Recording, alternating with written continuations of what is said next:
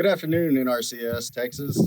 My name is Ryan McClintock, the Zone 2 wildlife biologist, coming at you from south of San Angelo today. It's a pleasure to be talking with you. Today we're going to continue the discussions a little bit about inventorying resources and how that's going to play into your conservation planning roles, throughout the whole conservation planning process.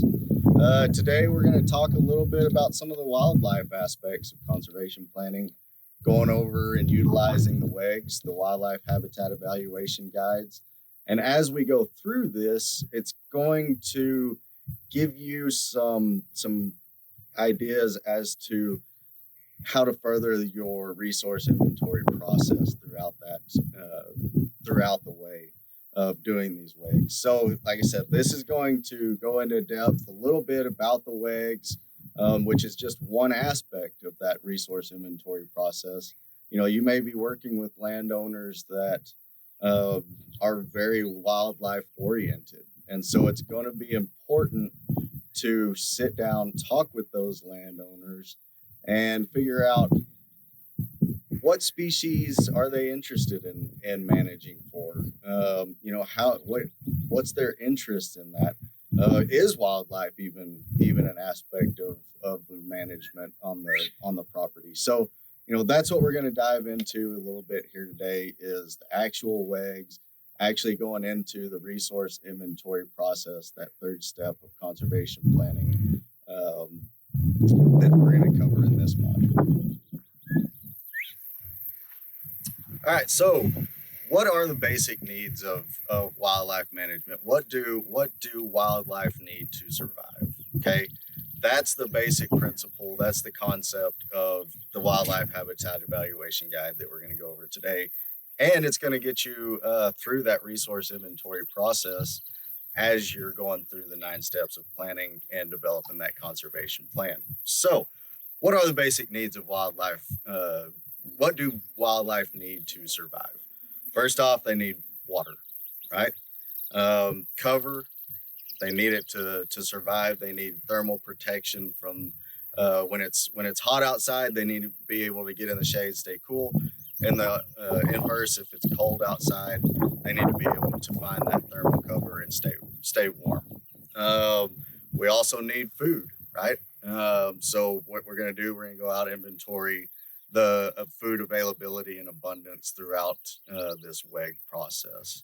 And lastly, we need space, right? Each species of wildlife needs varying degrees of space to be able to have enough to sustain a population, healthy population, whether it be a herd of white-tailed deer or a colony of pollinators or coveys of quail. That's what we're going to be talking about when we're talking about space. So one of the first things that we're going to cover in the Wildlife Habitat Evaluation Guide, we're going to start today with white-tailed deer. We've got several of these Wildlife Habitat Evaluation Guides available on the SharePoint. So it's going to be kind of vital that whenever you're sitting down talking with your producer, your landowners, the property that you're going to go out on, that you kind of start to dial down, what species are they interested in managing for, improving the habitat, and that will help to guide you into which WHEG to use during the inventory process. We've got we've got a general wildlife habitat evaluation guide that you can kind of use for just about any property. But then if you've got something more specific, you can get down into, we've got one for white-tailed deer, we've got one for bobwhite quail, turkey habitat, pollinators, monarch butterflies, we've got lesser prairie chicken WHEG. So it kind of just depends on what your landowner is interested in managing for and improving that habitat through this conservation planning process as to which WHEG you're going to use to inventory those resources. So first off, with the white-tailed deer habitat evaluation, we're going to talk about water, okay? This is a pretty general, across the board, whenever you're sitting down talking with your landowner, this is something that you need to have in your toolbox, okay? You need to have your your ortho imagery map printed out of the property. Sit down, talk with them, figure out where those waters are located. Maybe they've got livestock out there. You know, there's going to be troughs located around the property. Sit down with them, have them draw on a map, approximate locations. Or if you're driving around with them, make sure you take your GPS. You know, those are all important things that you can start to get in the office before you leave to go to the field. You know, make sure you've got your soils maps. Make sure you got your ecological site maps, your GPS. Print off an ortho map, even though you may not know all the boundaries yet. But have all that ready with you to take to the field so that you can start putting that information together whenever you get out there. But when you're talking with your landowners, ask them where the wells are located. You know, we've got the windmill behind us. That well is located there. What kind of, how many gallons per minute might they be producing with that? You know, are there storage facilities? You can see behind me we've got a big water storage facility that gravity feeds out to other troughs in the pasture. A lot of times we'll have a trough located right next to some of those water storage facilities. And it's a good idea to start working, another part of the inventory process is to make sure, how much water do you have? Okay, so take a tape measure out there with you. Measure those troughs. How deep are they? How wide? How long? How much storage can we hold in these storage facilities? All of that is important parts that you need to know throughout the whole planning process. Do we have enough water on the property to appropriately water the, whether it's for livestock or wildlife on the property? Make sure that you inventory all of those whenever you're out there. But again, since we're looking at deer today, the first question that we're going to look at: what percentage of the area is within a half a mile of permanent water?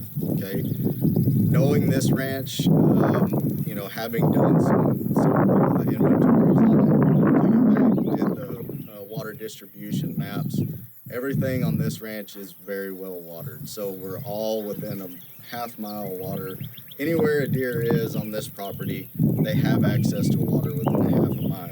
So we've kind of got this broken up into 4 different sections. We've got an excellent category that's going to be 75 to 100% of the property being within that half mile of a water source.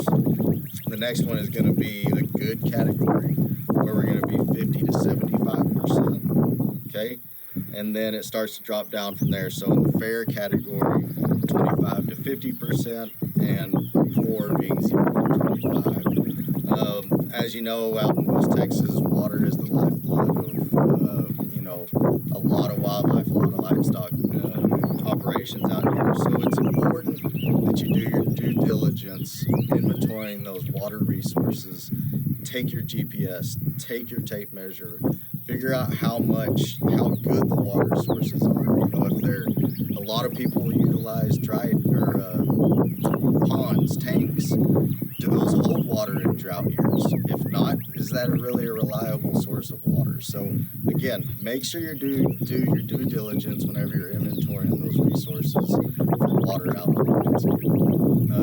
Again, so in this instance, I would say that I know that there's enough water out here to put us in that excellent category, 75 to 100%.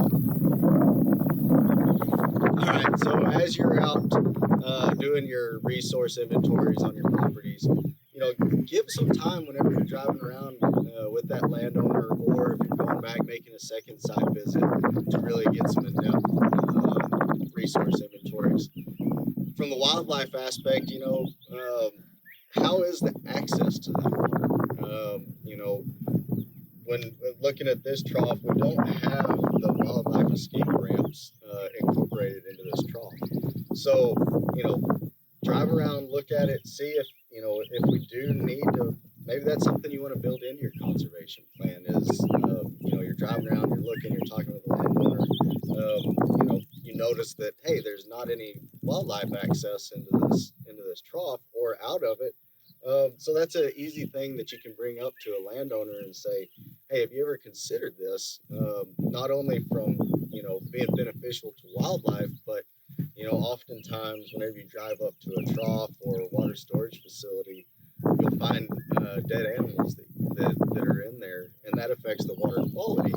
So, being able to provide access into, from the outside in, and then also if an animal, a critter does fall in, that we provide an escape ramp for them to get out. And that's those are usually pretty cheap, easy fixes, and can be really beneficial to all species of wildlife, and can provide it's usually an easy sell to provide for water quality aspects for the livestock producers as well. So like I said, these are just quick little notes to look at, take into consideration, get your mind going while you're out working with those landowners and you're driving around the properties. So throughout this video, I'm going to kind of give you ideas, other things to think about too while you're out there.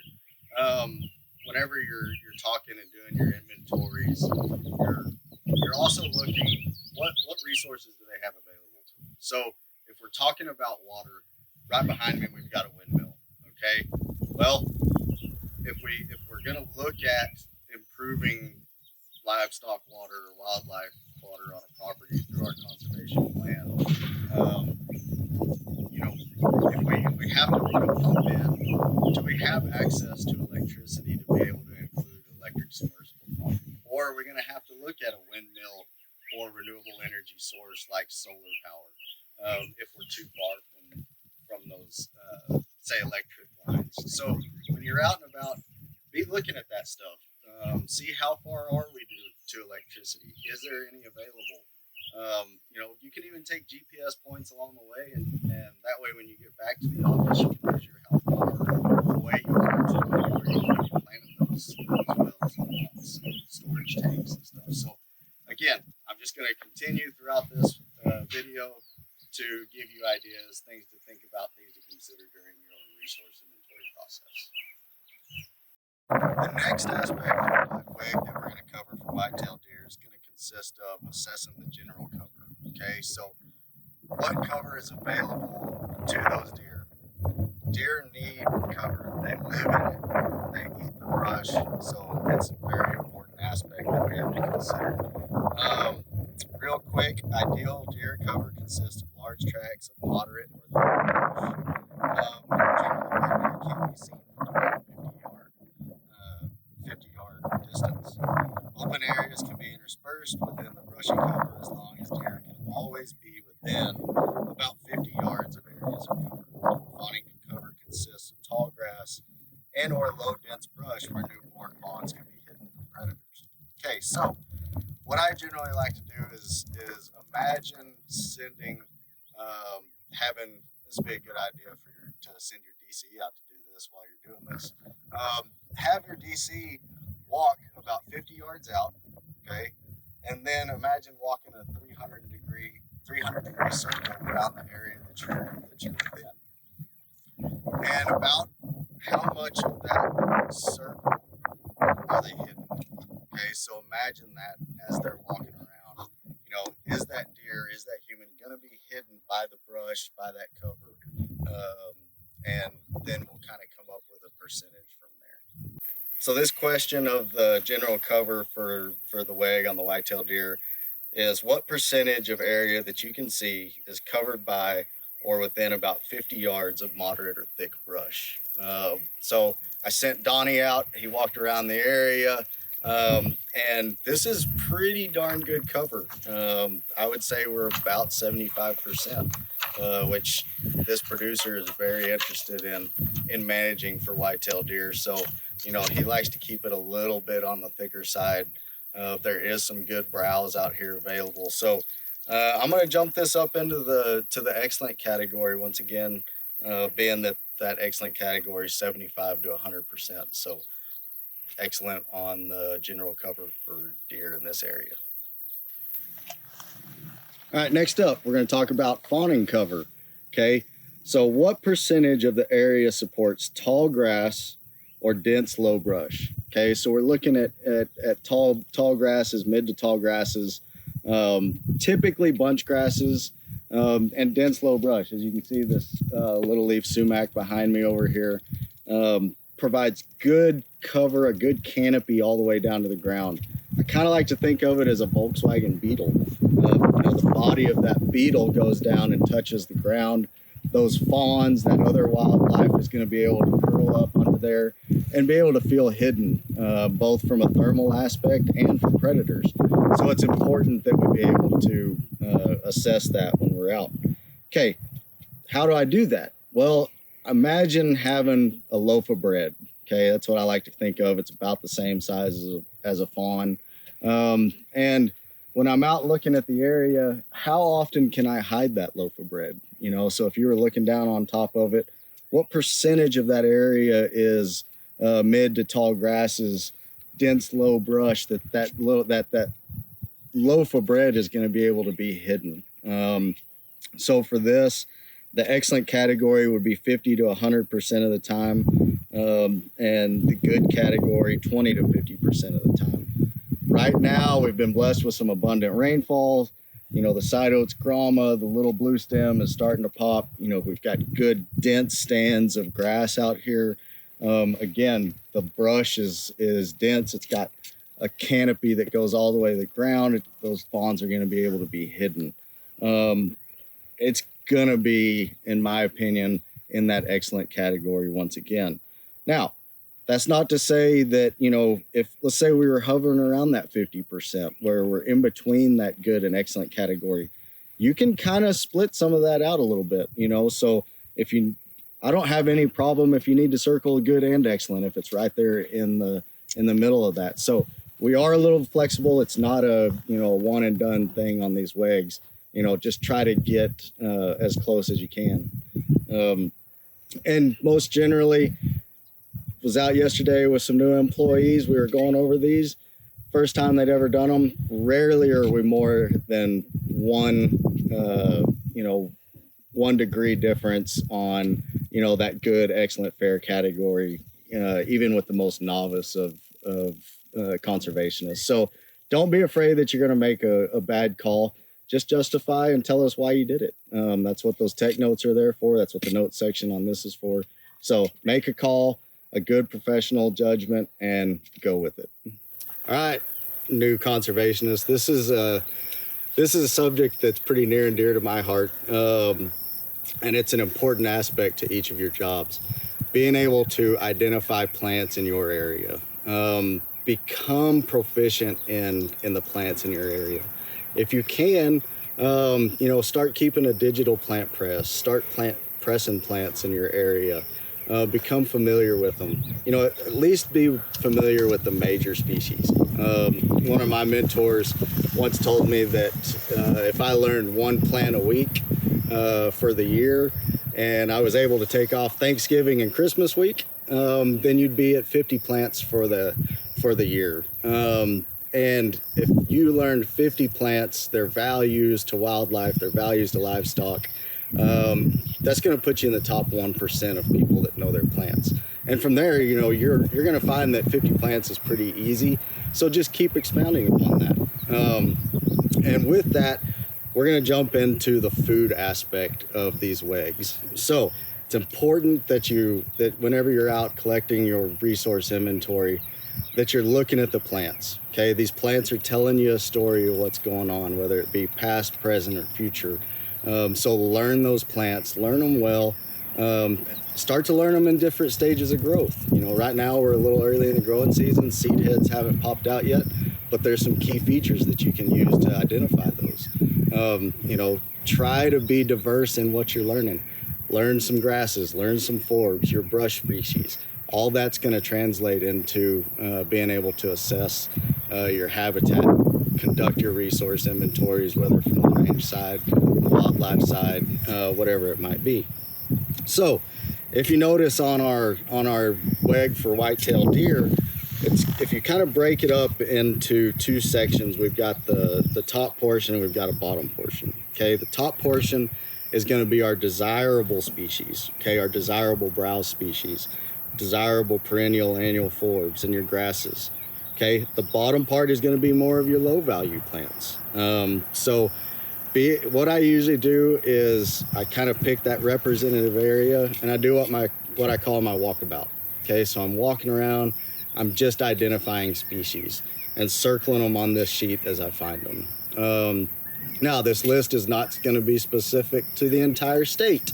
So if you're walking around, you find species that might be beneficial to whatever wildlife species you're looking at in your area, go ahead and just write it down. Just because it's not on this list doesn't mean that it is not of value to the wildlife in your area. Okay, so do your walkabout, start circling your species, and whenever you get over into the back to the front page, that's going to translate into your abundance, the number of species that are readily available to the area. Okay, so like in the first excellent category, are there at least 10 species from that high value, that top portion of your list, present and available and well distributed across the general area? Okay, must include forbs and browse. So again, look at it, do your walkabout, and are those plants well distributed? Are you having to really search to find some of those plants, or are they readily available across the landscape? All right, so next up, we just did our abundance case. So we were looking at total species in the area. Now we're gonna focus down. You saw me walking up just a second ago doing what kind of a modified transect. Okay, so what I do is I usually pick an aspect, usually going north, just because that's the way that I always do it. Pick a landmark, and then you're gonna start walking your transect. Okay, you're gonna take 10 paces. You're gonna spread your legs. You're gonna look down in about a yard square area. Okay, and what you're doing is you're looking to see, is there any of those species that were on the top of your list, that those preferred species in that 1 square yard area? Okay, if there is, put that down as a check mark in the excellent category and continue on. You'll go to the next 10 steps. Okay, so now let's say you get to your next little transect spot, and there's not one of those species in that 1 square yard area. What do you do? Well, what you're going to do is you're going to expand that plot. Okay, so you're going to go to a 2 by 2. So you're going to be looking at 4 square yards. Okay, so you're looking at a 4 square yard area. Is there a plant species off that list in that high category, again, in that preferred category, that is within that area? You only have to have one plant that falls within that area, and put that down as another check mark next to that category.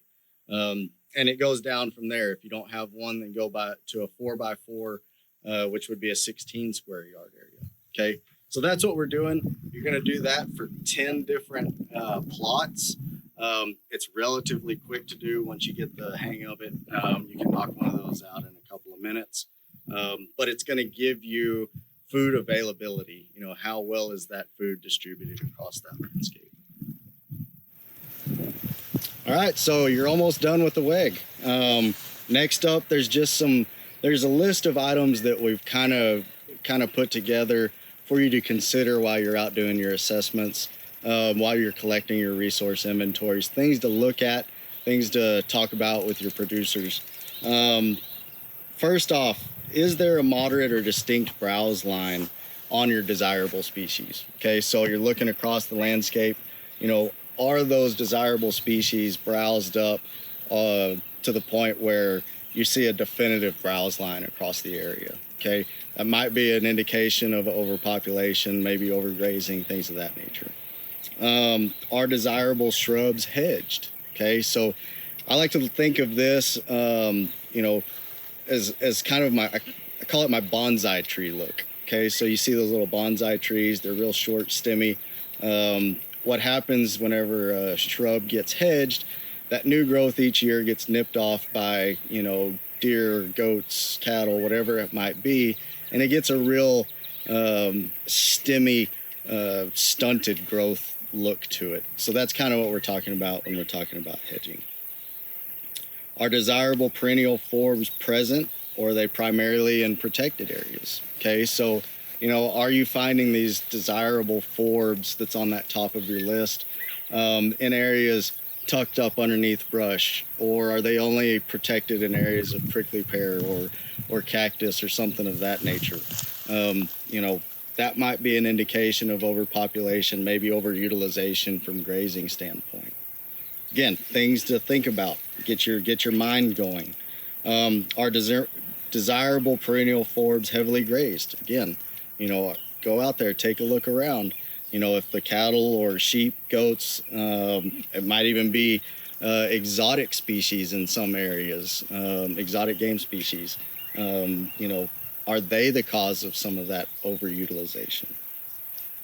Are there young plants present of desirable perennial forbs and browse? Okay, so are you seeing new growth happening?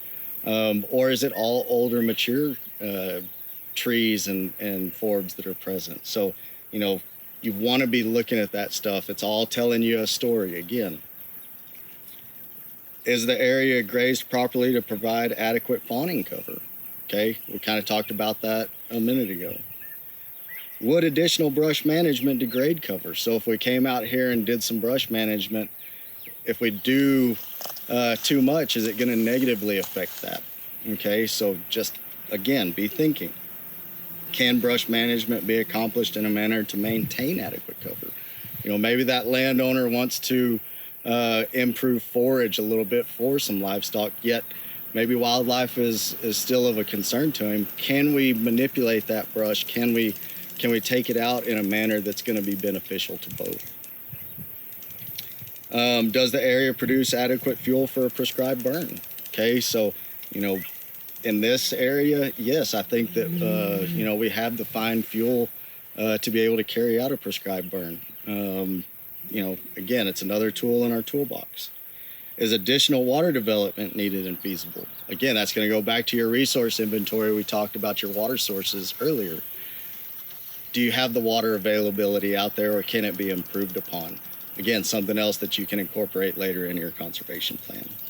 Like I said, these are a list of 10 different topics that I want you to think about while you're out inventorying your resources, taking that inventory, and then be able to consider and go back to your landowner with and your conservation plan later.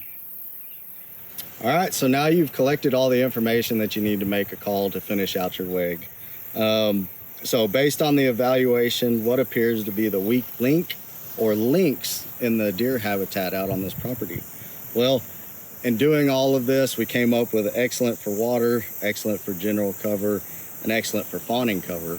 But we were lacking a little bit. We kind of fell into that good, almost excellent category in the food aspect. So I would consider in this one, you know, we could improve upon the browse species a little bit.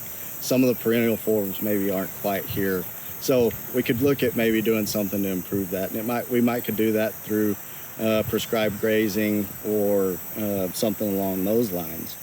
So in this and for this WHEG, food would be my limiting factor. And then the overall habitat rating for this, we had 3 in the excellent category, 1 in the good. I'm kind of a splitter when it comes to that. I kind of would circle both in between that good and excellent category. Again, there's not an exact science to this stuff, guys. So this is pretty darn good deer habitat, and it's something that you can go back to your landowners with, talk with them, say, hey, you know, the habitat at this time looks really good out there, but here's some things maybe we could do to make it even a little bit better. But that's the gist of going out, doing your resource inventories, collecting all the data that's going to help you make those conservation plans along the way. So to close out our resource inventory video, I want you to think about some things. Each of you is a budding new conservationist. You're a new range specialist, new soil con, new technician. You're not going to know everything. You're not going to know all these plants. You know, you may not have done these WHEGs before or some of the range inventories. It's a learning process, okay? But you do have people around you within your team. Maybe you've got somebody that's really good at plant ID. You have zone range specialists that can help with your browse inventories or your range inventories. You've got wildlife biologists such as myself and within your zone that will go go out and do these things with you, help train your eye, help give you some ideas to make you a better conservation planner. Utilize these resources that you've got at your disposal. Okay, all it's going to do is help you to refine those skills along the way. That's going to help you be a better conservation planner. So now's your chance to get out of the office, put on your snake boots, and go out and start putting some of these things into use. Get out of the office, get some boots on the ground, grab your lunch and some bottles of water, and get out there and start collecting some data. It's going to help you become a better conservation planner.